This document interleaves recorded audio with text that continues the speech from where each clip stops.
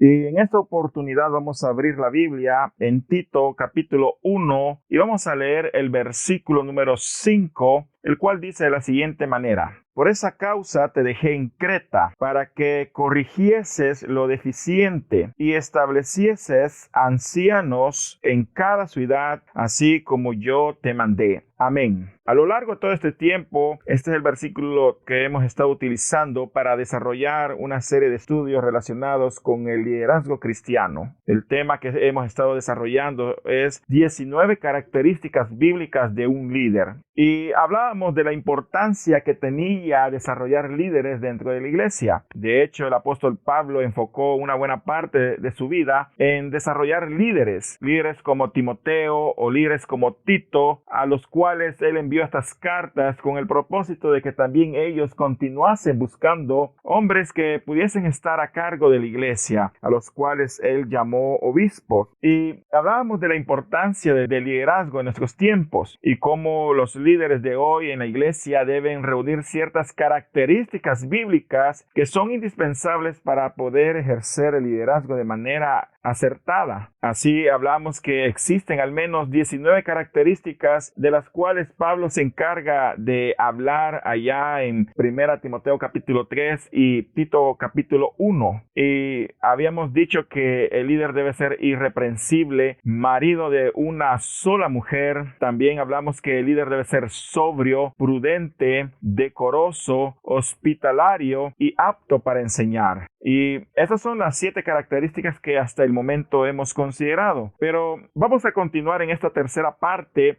hablando un poco más acerca del resto de características de las cuales el apóstol Pablo habla en el listado que nos da allá en el capítulo 3 de 1 Timoteo y el capítulo 1 de Tito. Así que en esta oportunidad vamos a considerar el resto de características, o al menos algunas más de ellas, y para eso vamos a hablar acerca de la octava característica de todo líder cristiano, y es que el líder cristiano no debe ser borracho. Dice 1 Timoteo capítulo 3 versículo 3: así que el obispo no debe ser borracho. El líder cristiano no debe ser un amante de las bebidas alcohólicas. Esta característica es muy importante, especialmente porque ahora las bebidas alcohólicas han penetrado bastante en nuestra sociedad. Basta ver las diferentes fiestas que el mundo realiza, donde uno de los elementos que no puede faltar son las bebidas embriagantes. Cada vez que las personas se reúnen para convivir o para celebrar algún tipo de éxito o evento importante, uno puede ver que la bebida alcohólica siempre está incluida. Y el problema con esto es que las bebidas alcohólicas causan una adicción y pueden provocar borracheras, y el Señor condena este tipo de pecado. Ahora bien, en el caso del cultivo de las uvas, era común ver en la tierra de Palestina los famosos viñedos. Los viñedos eran los lugares en donde los judíos solían plantar sus vides, y las vides producían las uvas. De hecho, allá en Isaías capítulo 5, el Señor utiliza el ejemplo de la vid para hablarle a su pueblo Israel.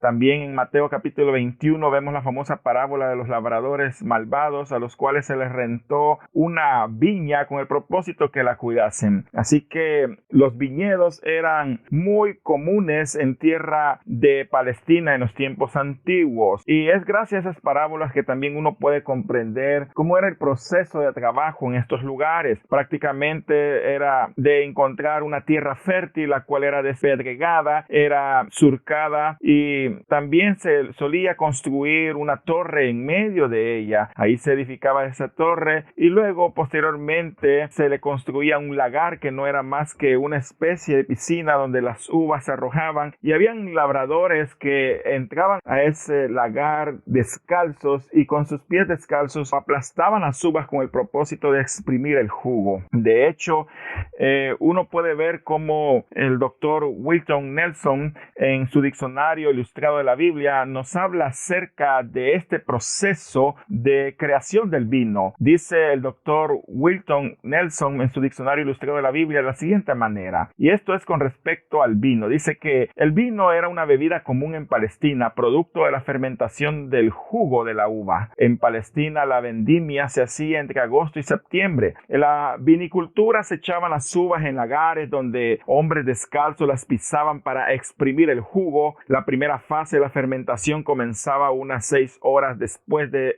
exprimir las uvas. El zumo se echaba en las tinajas, tal y como se ve en Jeremías 13:12, o también se podía echar en odres, como lo vemos en Mateo 9:17. Esto se hacía para su fermentación y almacenaje. Así que podemos ver cómo era este proceso que los israelitas hacían. Aparte de esto, el vino también era parte de su cultura alimenticia. Sabemos que toda nación tiene su canasta básica o sus productos de alimentación básica. Cada país lo tiene, y en el caso de los palestinos y especialmente de los israelitas en los tiempos antiguos, el vino constituía parte de esto. De hecho, allá el Salmo 104:15 dice: y el vino que alegra el corazón del hombre, el aceite que hace brillar el rostro y el pan que sustenta la vida del hombre. Aquí nos habla de 3 elementos importantes en el consumo de los israelitas. En una parte dice de este versículo, dice que estaba el pan que sustenta la vida. El pan era el alimento básico de ellos, o parte del alimento básico de ellos. El pan no podía faltar. También tenía el aceite que hacía brillar el rostro. El aceite era utilizado para ungir la cabeza, o a veces lo utilizaban con propósitos medicinales, pero también el Salmo nos habla acerca del vino que alegra el corazón del hombre. Así que definitivamente uno puede ver cómo el vino era parte de su cultura alimenticia. Y cuando nosotros vemos en la Biblia que los judíos se reunían y a veces había vino en sus mesas, no necesariamente todo vino que ellos consumían provocaba borracheras. De hecho, el famoso comentarista bíblico del Nuevo Testamento, William Barclay, que tenía experiencia en cultura bíblica, él nos habla acerca de cómo era este proceso en el cual elaboraban el vino. Él lo dice en su comentario al Nuevo Testamento. Él dice, y cito textualmente: en una fiesta judía el vino era esencial. Sin vino, decían los rabinos, no puede haber alegría. No es que la gente se emborrachara, la borrachera se miraba muy mal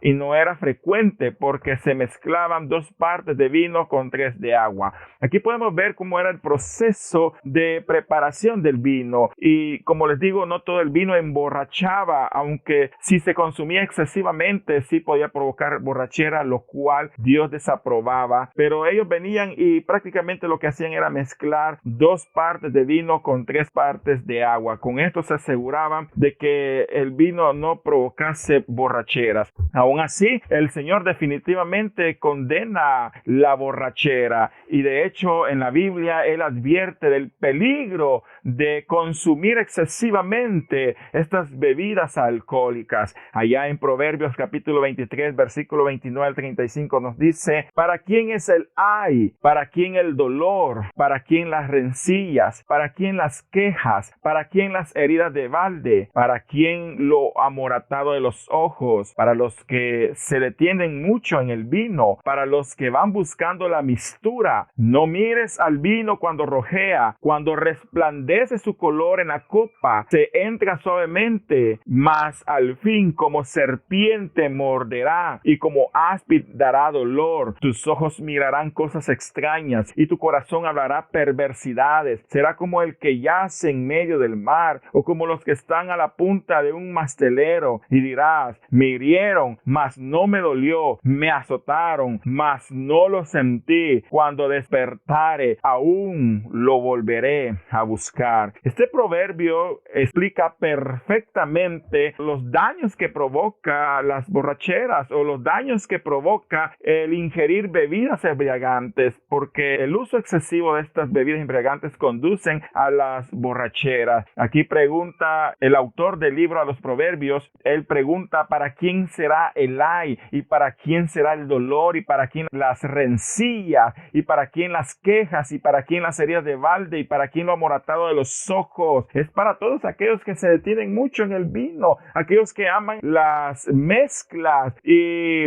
les gusta consumir excesivamente este tipo de sustancias alcohólicas, que al final terminan apoderándose de ellos pierden el control de su ser y al final terminan con muchas heridas de balde, terminan con muchos dolores, con muchos problemas, y al final cuando ellos despiertan y ven los estragos que ha provocado el alcoholismo en sus vidas, en lugar de dejarlo, ellos se despiertan y lo vuelven a buscar, como dice el libro de Proverbios. Y esto es así porque las bebidas alcohólicas causan una adicción. Por eso la Biblia nos advierte del peligro de consumir estas bebidas alcohólicas. De hecho, la borrachera es un pecado que condena al infierno. Allá en 1 Corintios capítulo 6 versículo 10 dice: ni los ladrones, ni los avaros, ni los borrachos, ni los maldicientes, ni los estafadores heredarán el reino de Dios. Así que definitivamente, si hay algo que nosotros como cristianos y los líderes cristianos deben hacer, es huir de este pecado, evitar este pecado. El líder cristiano y en general todo cristiano no debe ser un amante de las bebidas alcohólicas, no debe ser un borracho, porque es un pecado que destruye la vida del ser humano y condena al infierno.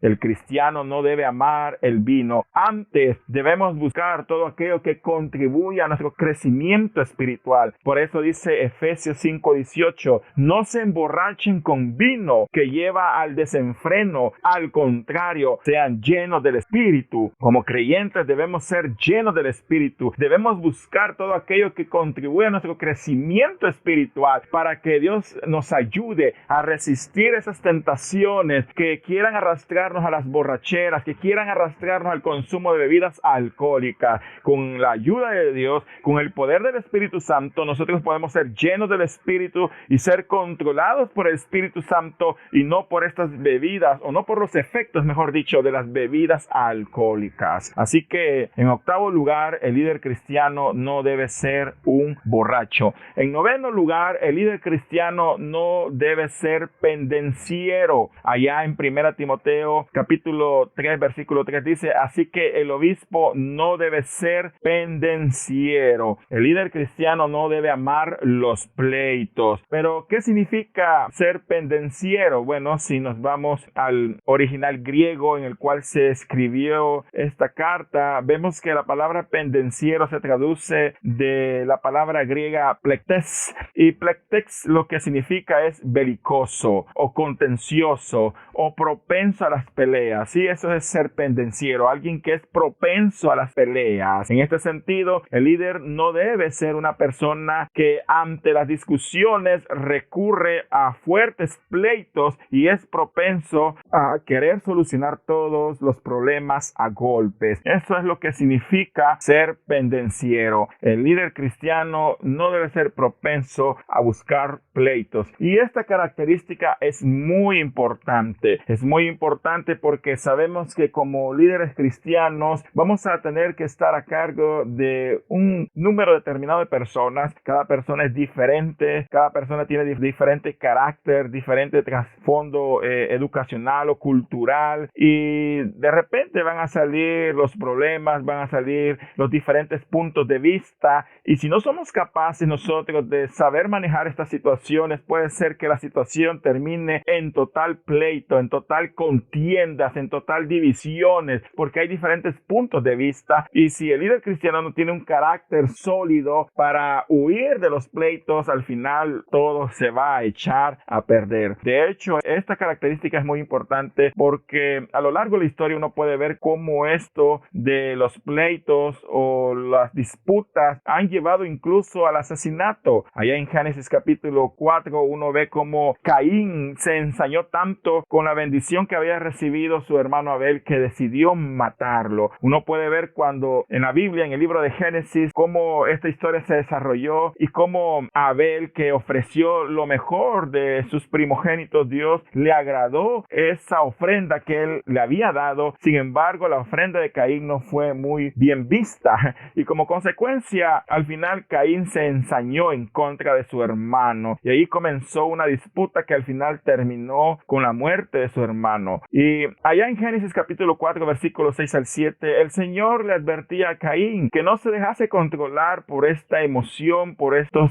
sentimientos de ira que conducen a los pleitos. El Señor le decía allá en Génesis capítulo 4, versículos 6 al 7, y le preguntaba a Caín: ¿por qué estás tan enojado? ¿Por qué andas tan cabizbajo? Si hicieras lo bueno, podrías andar con la frente en alto, pero si haces lo malo, el pecado te acecha como una fiera lista para atraparte. No obstante, tú puedes dominarlo. El Señor le exhortaba a Caín que dejase esa actitud de enojo, sino que hiciese lo bueno, porque si hacía lo bueno, Dios lo iba a exaltar. Pero si no, si se dejaba dominar por su enojo, si se dejaba dominar por esos sentimientos que él sentía en contra de su hermano Abel por envidia, al final eso lo iba a conducir a pleitos. Y como dice aquí, si haces lo malo, el pecado te acecha. El pecado acecha y busca la oportunidad para que nosotros podamos descarriarnos haciendo cosas de las cuales después podemos arrepentirnos. Al final de todo, conocemos la historia, y Caín se ensañó tanto, llevó una contienda en contra de su hermano Abel que terminó con la muerte de él. Y así son los pleitos. Muchas personas son belicosas, muchas personas son enojadas en gran manera y expresan su enojo con fuertes palabras,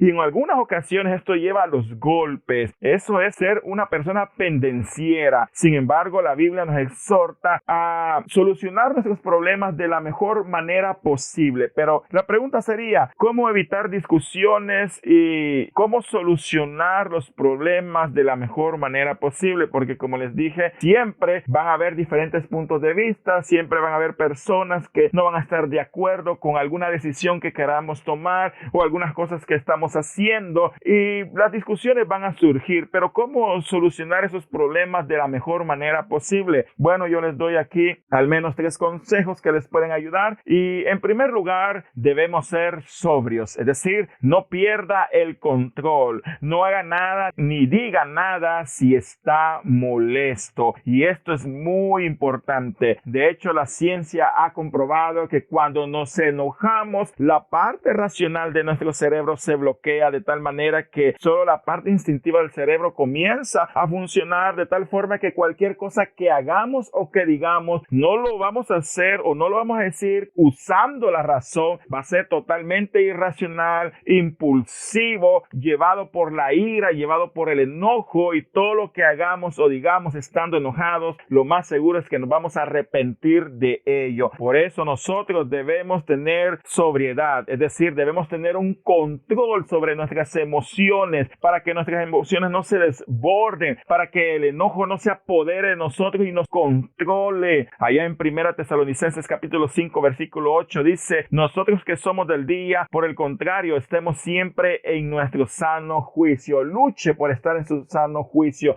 luche por mantener el control de sus emociones, de su vida. Si hay alguien que les dice algo de manera sarcástica o le dice algo de manera inapropiada, no responde inmediatamente, deténgase, analice y cuente, como dicen, hasta 10, o respire hondo, o haga lo que sea necesario para tratar de tranquilizarse, asimilar lo que va a decir y responder con sabiduría. En segundo lugar, debe saber escuchar antes que hablar. Sepa escuchar antes de hablar. Así que escuche, analice, entienda antes de hablar. Esto es muy importante, ya que la Biblia ya en Santiago 1:19 nos dice: mis amados hermanos, quiero que entiendan lo siguiente: todos ustedes deben ser rápidos para escuchar, lentos para hablar y lentos para enojarse. Aquí el apóstol Santiago nos enseña la importancia de saber escuchar y analizar y pensar bien las cosas que diremos antes de decirlas. Antes de cualquier cosa, dice: sean tardos para responder, sean lentos para enojarse y sean rápidos para escuchar. Es importante tratar de escuchar. Quizás la persona que está hablando con usted no tiene mucha sabiduría, quizás no está diciendo las cosas de la mejor manera posible, pero trate de escucharlo, trate de analizar la posición que él tiene, trate de ponerse en sus zapatos para poder comprender por qué esta persona está reaccionando así, y en esta medida viene usted y lo analiza analiza, y una vez que lo analiza y respira hondo y se controla y usa la razón para contestarle, y todos estos dos pasos anteriores nos van a ayudar a llegar al tercero, que es hablar con prudencia y respeto. Me gusta Colosenses 4:6, que dice: sea vuestra palabra siempre con gracia, sazonada con sal, para que sepáis cómo debéis responder a cada uno. Fíjese bien cómo dice el apóstol Pablo, que nuestras palabras siempre, y la palabra siempre significa siempre, es decir,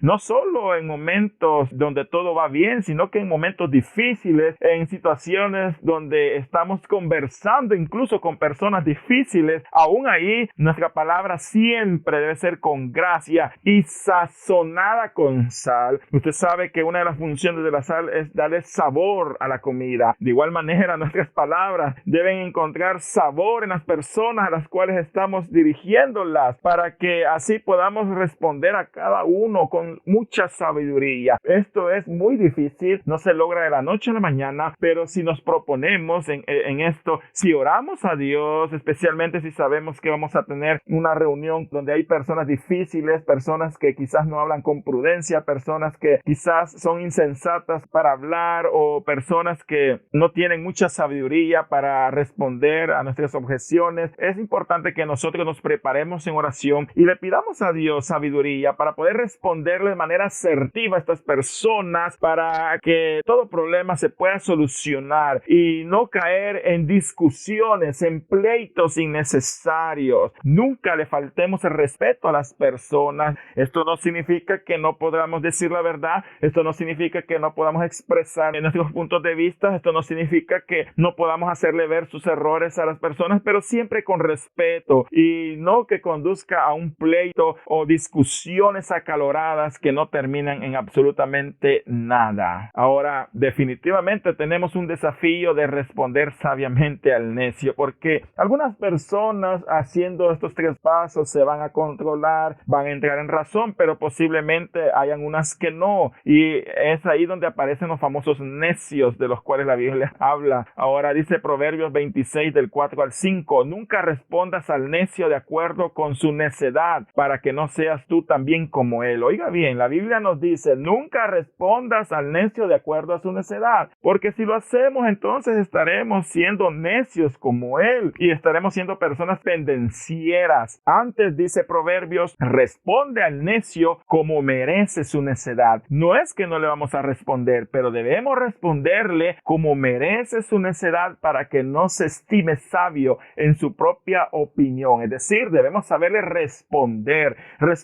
con sabiduría, de tal manera que él reflexione y se le haga ver lo necio que está haciendo. Como les digo, este es un verdadero desafío, pero con la ayuda del Señor podemos hacerlo. Con la ayuda del Señor podemos aprender a dominar nuestras emociones, nuestro enojo, para no responder o actuar de manera enojada, y que hagamos algo que lo único que haga sea acalorar más la situación y entrar en pleitos, discusiones necias que no conducen absolutamente a nada. Antes, escuchemos, analicemos y respondamos con sabiduría. Por tanto, es importante que el líder cristiano no sea una persona pendenciera. En 10º lugar, el líder cristiano no debe ser iracundo. Allá en Tito capítulo 1 versículo 7 se nos dice: porque es necesario que el obispo sea no iracundo. Cuando hablamos de iracundo, se refiere a que el líder cristiano no debe guardar raíces de amargura,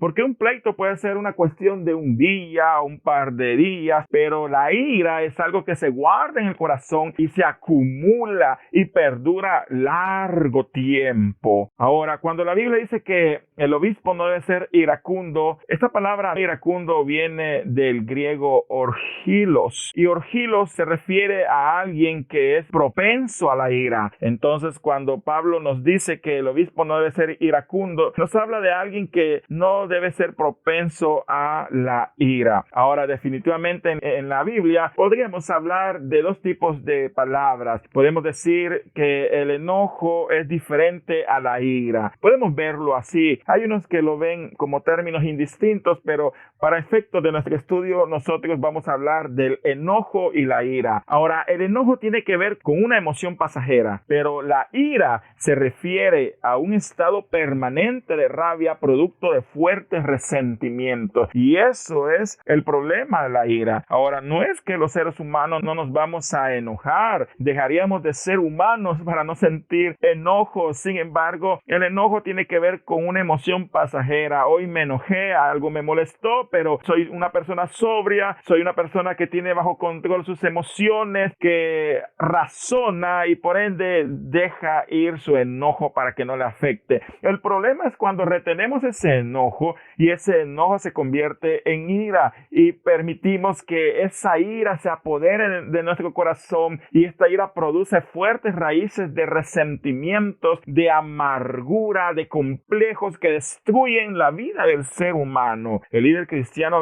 no debe ser una persona que guarde raíces de amargura. Eso es muy importante. Allá en Efesios capítulo 4 versículo 26 dice: si se enojan, no pequen, no dejen que el sol se ponga estando aún enojados. Oiga bien, la Biblia no dice que no hay que enojarse. Obvio, nos vamos a enojar en determinado momento, pero si se enojan, no pequen. ¿Y cómo podemos pecar? Bueno, dejando que nuestro enojo dure más del día. Porque cuando eso pasa, esos resentimientos comienzan a surgir en nuestro corazón.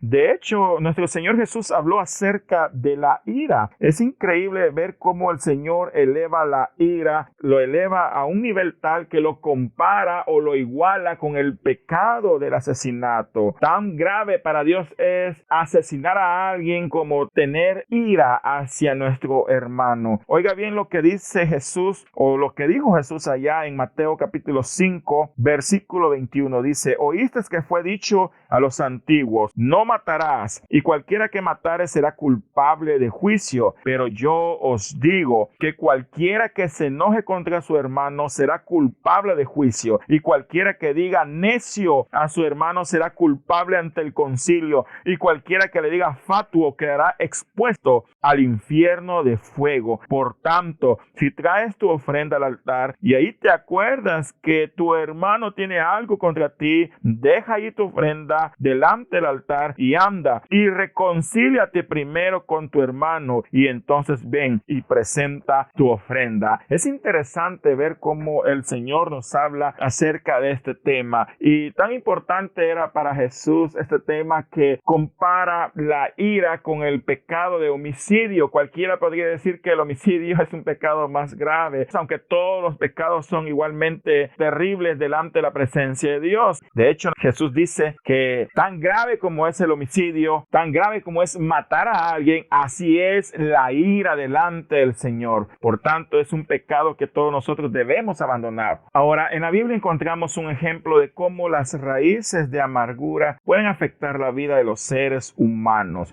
Y hay una historia ya en Jueces capítulo 11 que nos habla de un hombre que sufrió por causa de la ira. Y esta historia nos habla acerca de Jefté. Jefté fue uno de los jueces de Israel. La Biblia en Jueces capítulo 11 nos cuenta su historia. Jefté era galadita, era un hombre esforzado y valeroso. Sin embargo, era hijo de una mujer ramera, y el padre de Jefté era Galaad. Pero la mujer de Galaad le dio hijos, los cuales cuando crecieron echaron fuera a Jefté, diciéndole: no heredarás en la casa de nuestro padre, porque eres hijo de otra mujer. Así que de esta forma estos hermanos echaron a Jefté de su casa. Este huyó y habitó en una tierra llamada Tob, y se juntaron con Jefté hombres ociosos, los cuales salían con él. Y así Jefté huyó de su casa, o mejor dicho, lo echaron de su casa, y probablemente esto provocó en él fuertes raíces raíces de resentimientos ante la injusticia que sus hermanos le habían provocado. Esto provocó que Jefté viviese en la calle, fuera de su casa, y con el tiempo ocurrió de que los amonitas intentaron conquistar la región de Galaad, y los hijos de Amón eran bastante fuertes, de tal manera que los galaditas no podían hacerle frente, y fue ahí que los ancianos de Galaad decidieron buscar a Jefté para convertirlo en una especie de general que les ayudase a dirigir a su ejército para poderlos liberar de la opresión de los hijos de Amón. Pero cuando esto ocurrió, vino una discusión de Jefté con los ancianos de Galaad, y él les recriminaba cómo era posible que después de tanto tiempo, ahora que tenían necesidad, venían y le buscaban a él. Pero los ancianos le rogaron de que él fuese su caudillo, y Jefté les dijo que si él accedía a ellos, entonces significaba que él sería el caudillo de ellos, y ellos le dijeron que sí, que estaba bien, y aceptaron el convenio con él de que él de alguna manera llegaría a ser una especie de caudillo o alguien de influencia en medio del pueblo de ellos. Así que así fue como Jefté al final accedió a la petición de los ancianos, y armado con su ejército comienza a negociar con los hijos de Amón. Sin embargo, estos rehúsan una rendición pacífica, por lo que se provoca la batalla. Ahora, es interesante ver aquí cómo las raíces de amargura que Jefté tenía lo llevó a hacer un voto a la ligera, porque allá en Jueces capítulo 11 versículo 30 vemos que Jefté hace un voto a Dios, y Jefté le dijo a Dios: si entregares a los amonitas en mis manos, cualquiera que saliera de las puertas de mi casa a recibirme, cuando regrese victorioso de los amonitas, será de Jehová, y lo ofreceré en holocausto. Esa fue la promesa o el voto que le hizo a Jehová. Pero definitivamente todos sabemos que a Dios le desagradan los sacrificios humanos. Pero ¿por qué Jefté se atrevió a realizar este tipo de voto? Bueno, porque él andaba buscando vengarse de sus hermanos, y a lo mejor la lógica de él fue que al entregarle Dios la victoria, lo primero que iba a hacer es ir a la casa de sus hermanos, y al primero de ellos que viese a él se lo tomaría y lo ofrecería como sacrificio a Jehová. Pero lo hacía no porque quería ofrecerle algún tipo de ofrenda agradable a Dios, sino porque quería vengarse de ellos, porque ellos le habían causado tanto daño, y él decía: hoy es mi oportunidad de desquitarme, hoy es la oportunidad de vengarme de ellos, así que al primero de mis hermanos que vea, a ese lo tomo y lo sacrifico para Jehová. Y así hizo ese voto. Entonces podemos ver cómo realmente las raíces de amargura nos pueden llegar a realizar cosas imprudentes, a tomar decisiones imprudentes en la vida. Definitivamente debemos pedirle a Dios que nos ayude a sanar esas heridas, sanar y sacarnos esos fuertes resentimientos, a perdonar el pasado, a dejar atrás el pasado y extendernos a la vida y buscar la ayuda en Jesucristo para que perdone nuestras maldades, pueda convertirnos en nuevas criaturas y poder proseguir así para llevar una vida diferente, una vida libre de las cadenas de la amargura. Al final Jefté salió a la batalla y Jehová le dio la victoria, venció a los amonitas, y cuando él regresaba victorioso de su batalla, él iba directo a la casa de sus hermanos, ya deseando ver quién iba a ser la primer víctima, quién iba a ser la víctima que saldría a su encuentro. El problema con esto es que no fue ninguno de sus hermanos el que salió a recibirle, sino que la que salió a recibirle fue su única hija. Leamos lo que dice Jueces capítulo 11 versículo 34. Entonces volvió Jefté a Mizpa, a su casa, y aquí su hija que salía a recibirle con panderos y danzas, y ella era sola, su única hija, no tenía fuera de ella hijo ni hija. Y cuando él la vio, rompió sus vestidos diciendo: ay, hija mía, en verdad me has abatido, y tú misma has venido a ser causa de mi dolor, porque le he dado palabra a Jehová y no podré retratarme. Imagínense qué terrible son los resentimientos. resentimientos, porque ciertamente Jefté sufrió mucho por ello. Él sufrió el desprecio de sus hermanos y este desprecio provocó un resentimiento, un odio en su corazón hacia ellos. El problema es que si no controlamos o no dejamos ir este odio nos consume, nos carcome el alma y a veces nos sigue provocando más dolores, porque Jefté, al hacer este voto imprudente a Jehová, lo que hizo fue provocarse más dolor, porque lo que pasó fue que tuvo que sacrificar a su propia hija, su hija amada, y ya no había nada más que hacer. Lamentablemente, la imprudencia de Jefté lo llevó a más dolor, a más sufrimiento. Todo porque las raíces de amargura estaban en su corazón y lo impulsaron a hacer todo eso. De ahí que nosotros debemos cuidarnos de que estos resentimientos no crezcan en nuestro corazón. Quizás a lo mejor hemos sido dañados, como Jefté había sido dañado, pero si no permitimos que Dios sane nuestras heridas y dejamos ir este odio, este resentimiento, al final este odio, resentimiento nos va a consumir. Al final haremos o actuaremos o tomaremos decisiones de manera errada que provocarán más dolor y dolor en nuestra vida. Al final Jefté tuvo que sacrificar a su hija. Al final su hija le dijo que le diera tiempo para llorar su virginidad, porque ella nunca conoció varón. Y así pasó, porque pasados los 2 meses volvió ella a su padre, quien hizo de ella conforme al voto que le había hecho a Jehová. Y como dice la escritura, ella nunca conoció varón. Al final su propia hija terminó sufriendo o pagando las consecuencias de su amargura. Y así son las raíces de amargura. No solo destruyen a la persona dañada, sino que pueden incluso destruir a los seres queridos.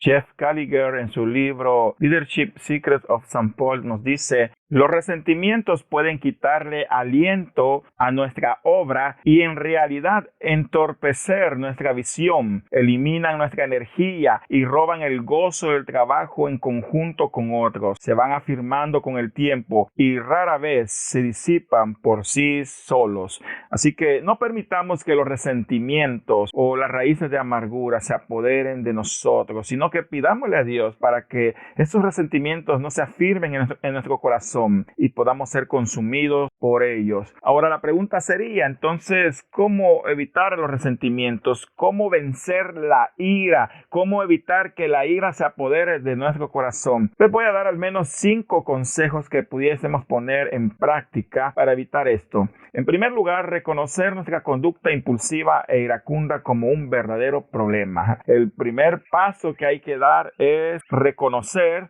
nuestra conducta impulsiva, si es que la tenemos. Si usted considera que tiene una conducta impulsiva e iracunda, con más razón reconozca que la tiene, porque el primer paso para poder solucionar un problema es reconocer que tenemos ese problema. Allá en Proverbios 28:13 dice: el que oculta sus pecados no prosperará, pero el que los confiesa y se aparta de ellos alcanzará misericordia. Si usted reconoce que tiene una conducta impulsiva, si usted reconoce que tiene un carácter explosivo, reconózcalo y presente su problema delante de Dios y pídale que le ayude a controlar su conducta iracunda. Si no reconocemos el problema, jamás cambiaremos. En segundo lugar, hay que reconocer que todas las pruebas y dificultades vienen a nuestra vida con el fin de desarrollar la paciencia. Detrás de cada problema, por muy difícil que sea, Dios tiene un propósito. Posiblemente lo que le ha pasado es muy injusto, es una total injusticia, pero aún en medio de esa justicia, Dios está presente y Dios puede ayudarle a superar esas situaciones tan difíciles que le han marcado su vida. Dice la Biblia ya en Santiago capítulo 1, versículo 2 al 3: hermanos míos, tened por sumo gozo cuando os halléis en diversas pruebas, sabiendo que la prueba de vuestra fe produce paciencia. Toda prueba produce esa paciencia, esa resistencia justicia que necesitamos para mantenernos constantes en la vida cristiana y no retroceder. Comprendamos que las pruebas y dificultades ayudan a desarrollar nuestro carácter, a ser personas que puedan desarrollar esa paciencia para poder esperar la respuesta de Dios. En tercer lugar, hay que dejar lugar a la ira de Dios. Entregue su causa a Dios y no permita que el odio lo consuma. Esa injusticia que le duele en su corazón, esa situación injusta que usted vivió, entréguela a Dios. Suelte su problema, suelte sus resentimientos, póngalo en manos de Dios, que Él es quien pagará a cada quien según su obra. Romanos 12:19 dice: no os venguéis vosotros mismos, amados míos, sino dejad lugar a la ira de Dios, porque escrito está: mía es la venganza y yo pagaré, dice el Señor. En cuarto lugar, hay que combatir el mal con el bien, no devolviendo mal con mal. Ore por sus enemigos, haga el bien cuando pueda, no les desee el mal. Romanos 12:21 dice: no se dejen vencer por el mal, al contrario, triunfen sobre el mal haciendo el bien. Y finalmente, trate de comunicarse para resolver los problemas siempre y cuando les sea posible. Allá en Proverbios 19:11 dice: la prudencia consiste en refrenar el enojo y la honra en pasar por alto la ofensa. Así que estos son algunos de los consejos que nosotros podemos encontrar en las Escrituras que nos pueden ayudar a vencer la ira, a evitar que esas raíces de amargura se acumulen en nuestro corazón. Por tanto, es importante que el líder cristiano, y no solo el líder cristiano, sino que todo cristiano, no sea iracundo, que no guarde raíces de amargura. Así que por hoy vamos a dejar este estudio hasta acá y con la ayuda del Señor vamos a continuar estudiando el resto de características que están pendientes y que podemos encontrar en este listado de 1 Timoteo capítulo 3 y Tito capítulo 1. Pero por hoy finalicemos con una oración. Démosle gracias a Dios. Padre que estás en los cielos, gracias te damos, Señor, por tu palabra, por esta enseñanza que hoy hemos considerado, este estudio. Gracias, Espíritu Santo, porque sabemos que tú eres fiel y verdadero. Te pedimos tu ayuda, Señor, para poder poner en práctica todos estos conocimientos que tú nos has enseñado por medio de la Biblia. Ayúdanos, Señor, a no ser personas amantes de las bebidas alcohólicas, a no ser borrachos, a no caer en el pecado de la borrachera. Ayúdanos a no ser pendencieros ni iracundos, a no guardar raíces de amargura, Padre celestial. En el nombre de Jesús te lo pedimos en esta oportunidad, Señor, y te damos las gracias porque tú eres fiel y verdadero y para siempre es tu misericordia. Bendice, Señor, a mis hermanos, a los oyentes, a aquellos que están escuchando este estudio, Señor, bendícelos en gran manera y ayúdanos a todos a poder perseverar en esta vida cristiana. En el nombre de Jesús oramos. Amén y amén.